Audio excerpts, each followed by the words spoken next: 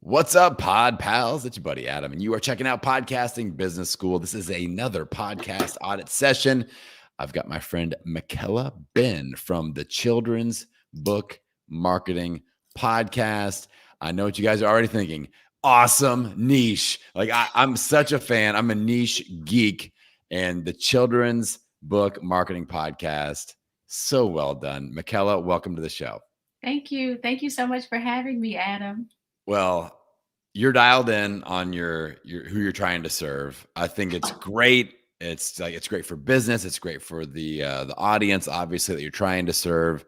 I love a show that the title that's so direct that your audience knows this is for me or this is not for me from the title. That's awesome. So can you talk about exactly who you are trying to serve, just so we can kind of dial in on that a little bit? Absolutely. I like to make things as simple as possible. And because this podcast is all about making marketing easy for children's book authors, the name is literal. It's for picture book authors, people who are writing early readers, people who are writing board books, and those are for kids that are up to the age of 10.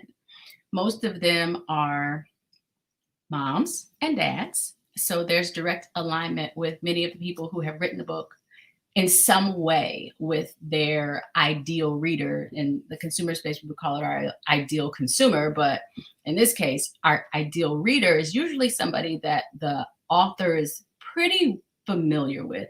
Okay. And because marketing is not a part of the wheelhouse for most of the people who are writing these books, it's kind of news to them by the time they finish publishing, whether it's independently publishing the book or working through a major publisher, that they're on the hook for getting the word out about this awesome story. So the audience of people that I serve are people who are either beat over the head with it unknowingly, that they have to be familiar with marketing, know enough about marketing to be dangerous but not strategic, or have no clue what to do about marketing. They're kind of excited about it and they need the right direction to help put in place the things that will bring their books the attention and visibility, reaching the right readers. Okay. So I love how dialed in you are. And I understand it because it's like, all right, I know a lot of people, myself included, I've written a book. I know a lot of people, they write the book and that's like the huge effort, the heavy lifting. And you don't want to do anything after that. They're like, it's done. All right, I've written a book. But the most important part is connecting the book to who needs to be reading it. And right. That's where you and your expertise comes in. So, and I've got a friend that's just finishing up a children's book that I need to connect you with also, because ideal for you.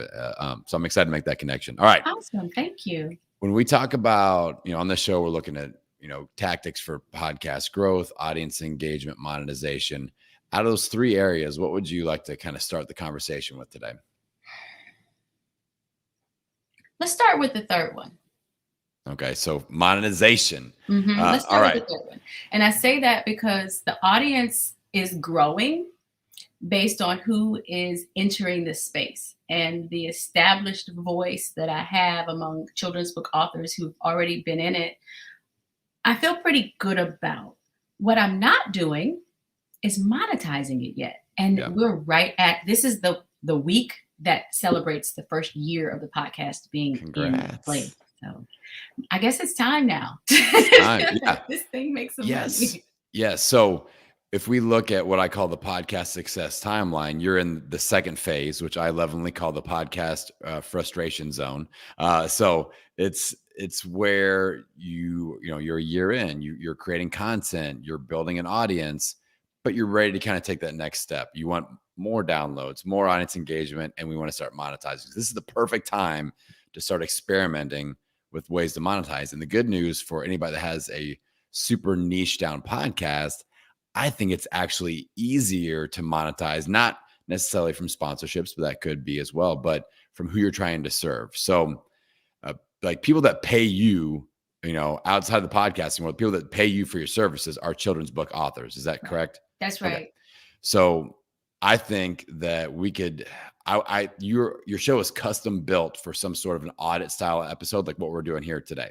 Good. So like a children's book marketing audit, and you just put a call out there. Hey, I've got this show and they should be listening anyway. And maybe you're talking about it on your show. I want to start pulling people out of the audience onto the show, and we're going to cover X, Y, and Z. Like with this show, my format, my I wouldn't do more than 3 focus points, but 1 to 3. And with this show, it's audience engagement, monetization, and podcast growth. But like, I'm sure you have like a formula for your marketing system, and you can go, all right, what are the 1 to 3 major pain points that these children's book authors are really struggling with their marketing? And I'm going to kind of give them the appetizer of what I could do for them in this session. And then maybe that leads to more business. Maybe it doesn't. But the way I want you to view this, anytime you create content, there are 3 potential parties that we need to be aware of. First and foremost is always the audience. What's in it for them? And if you bring people that are children's book authors, they represent your ideal listener, and you're coaching them up a little bit, it's great for the audience. So you got to check that box first. It can't all be about like, I don't care about the audience. I just want to get as many potential clients in front of me as possible. Like, that's not going to work. So that's important. Then what's in it for the guest? They're coming on and you are helping them get over the hump. You're solving at least one really good pain point that they're like, oh, this is huge. Micaela just really delivered on this. Now they see themselves getting unstuck as the session actually happens. Hopefully, like what's happening now, like you're taking notes and like, like good, the wheels are turning. And then you have to think about what's in it for me. So for you, this is going to create a super fan. Like, you deliver for somebody in this capacity for free, and you create content together, and they get to promote their book and their brand on your show. Yeah. Like, that's great. That's a great expert positioning for you. And you may get a client out of it. It may not happen right then and there. It usually doesn't for me, but I develop relationships with these people. So it's not like we'll never talk again after this session, Micaela. Like, you're in my world. So when I have connections or if I have ideas, I'm following up. I have like a system of just relationship building. I have this giant spreadsheet that I have. I'm like, who can I follow up with and just check in? I haven't heard from in a while. Like, I do that. I'm a relationship builder. That's what I do. So we can check the 3 boxes. It's good for the listener. It's good for the guest. It's good for me. Cool. This is an all systems go situation. So what I would do is, the first step of this is like, okay, what are the 1 to 3 things that I could audit that would really deliver for this person?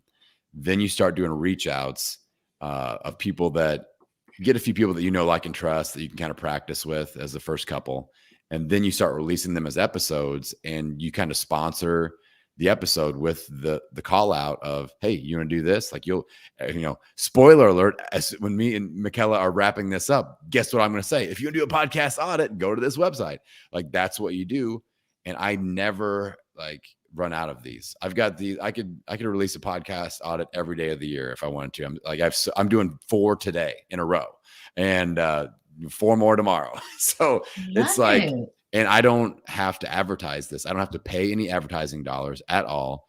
These are people that listen to my show or find me on Clubhouse or social media, and they're like, yeah, I want to get into this, and it makes sense.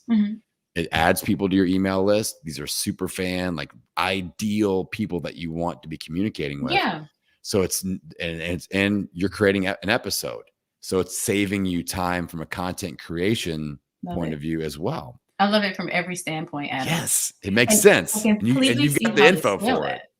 Totally see how to scale that. In fact, people have asked me if they could be on the podcast, but they've asked in the vein of promoting their book. And that's not necessarily why I want children's book authors on the podcast. The people that I want on the podcast are people who can provide support services for children's book authors, and the select children's book authors who have services that they can extend to others in our space because they do something completely unique outside of writing their book. But this is a great way to teach and share. And it bridges that gap. Did you see the light bulb go off? Yes. As you were explaining. Yes. And you got a big old smile on your face. And I love that. And so the target person for this, it's like that whole, like, okay, you're finishing your book. Now what? I know you're tired. I know you're mentally drained.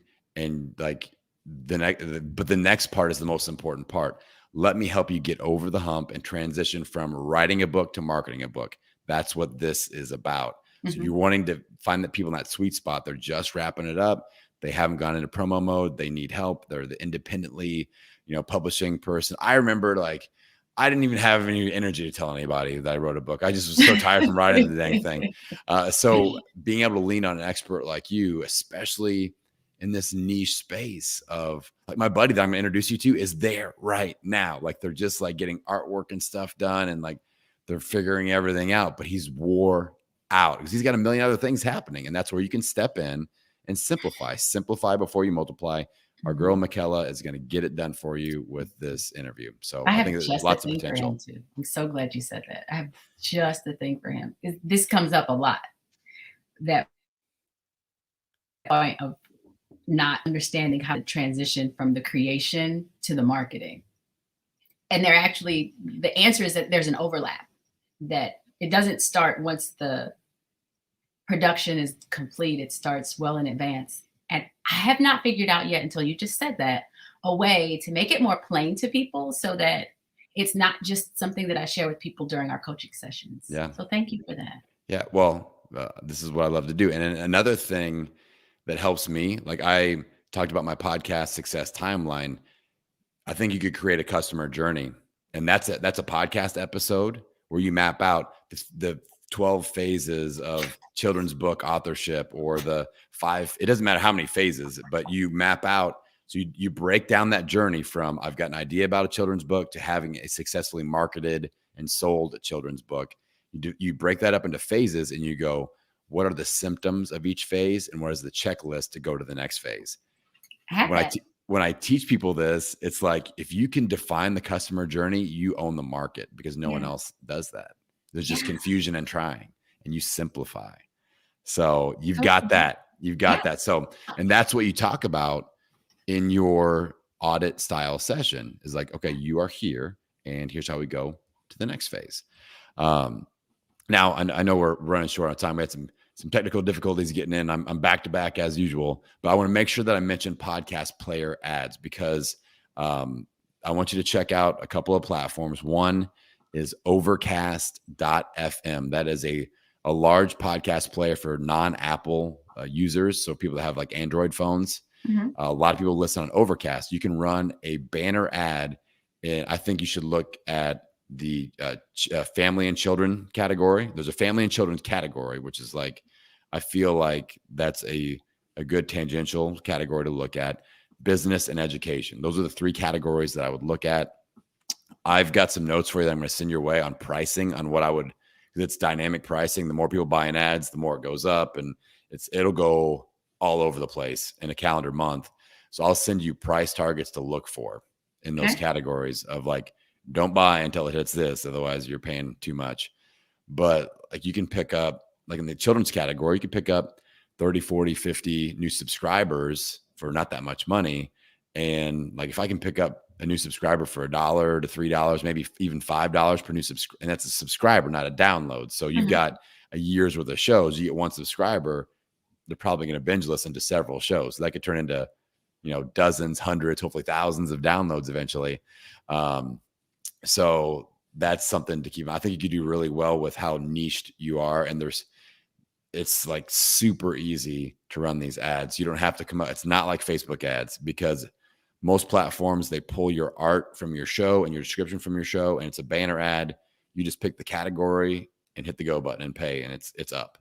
So no targeting. This is already targeted, because you're going, these are podcast listeners. They're listening to a show in the category that you're advertising in. Okay. So shows like your show, and it's popping up. So I think, And so business, education, and the family and children's section. And there's another one called Podcast Addict that I would look at, that I like a lot as well. That one runs a little differently. You enter in your RSS feed, and then it tells you which categories they'll allow you to advertise in based off of that. So I'll send you some info on that with my notes. But I think focus point, honestly, Micaela, this audit style interview, that's monetization, but it's also audience engagement. So that's 2 for 1. Great content. It's a great use of your time. And then I think checking out podcast player ads, like you sign on a few clients out of this process, just skim some of that off into your podcast player ad marketing. That gets more people listening to the show, that gets more people into the audit, everything levels up. And, it's called business. That's how we do business. See it. All right. I want to make sure we have some time for you to shout out your show, your website. How do people get into your world if they want to connect with you, Micaela? All right. Well, the show, the Children's Book Marketing Podcast, is available on Apple, Amazon, Spotify, Stitcher, all the major places where you can stream a podcast. The best way to reach me, if you want to reach me on social media, is Instagram. That's where all things related to children's book marketing have been shared for the podcast, as well as some really fun reels that get authors excited. And if you want to reach me there in a DM, I answer all of my own stuff. I create all of my own content intentionally, and I will be the person who's responding back to you at Micaela, Micaelas, like Simone, Benn, Benn. Micaela S. Benn is where I am on all the platforms. All right. And Micaela has a lot of great things cooking. She's got a very interesting IG feed, so go check her out, follow her on there, and if you've been thinking about writing a book or becoming a children's book author, we've got a great resource for you right now. So Micaela, thank you for joining us here today. And everybody that's tuning in, if you want to do a podcast audit, just like my friend Micaela here, go to the main website, www.podcastingbusiness.school. Get signed up. It's free. It's at the top of the page. We'll get you connected, and I'll help you as much as possible. And with that, I'm going to send you out into that world doing the 3 things I want you to do. I'm going to wish you health, happiness, and many downloads. We will see you all next time.